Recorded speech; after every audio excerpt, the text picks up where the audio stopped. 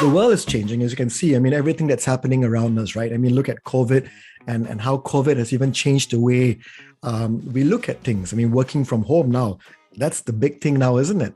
So, but let's focus a little bit about branding. And I want to think there are three things I'm going to get you thinking about. Number one is I want you to think beyond just selling the product. I want you to think about how your product can be linked to the values and beliefs of your customers. How can your product be relevant to their lives, their challenges, their pains?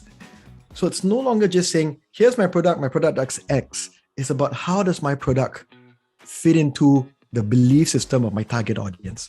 So that's one way in which branding is changing. Let's look at the second way. The second way is around digital. Now, let's look at this, right? Social media has given everyone a voice. So think about it. If you're a business, if you're a brand that's in the marketplace today, you realize like, hey, it's like this. Competition comes and appears, and they have an immediate voice. So being able to utilize digital smartly, effectively, strategically is going to be extremely key. Now, many organizations that I've started to have conversations with, they're kind of a little bit behind, right? Because they're a big believer in personal relationships. Well, yes, personal relationships work and it should continue, but it's not going to be enough. Branding is changing.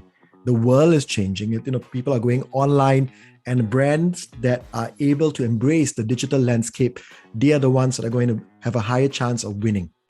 So that's the second thing. The third thing that I want to start thinking about is to relook your brand experience. Now, what's the brand experience? The brand experience consists of how your customers engage with your touch points, your campaigns. You need to relook it because people want more. They want more. So for example, some of the brands that I work with, they've started looking at a higher level of personalization. They've started looking at a higher level of engagement. They've started looking at more innovative campaigns where the audiences can be part of.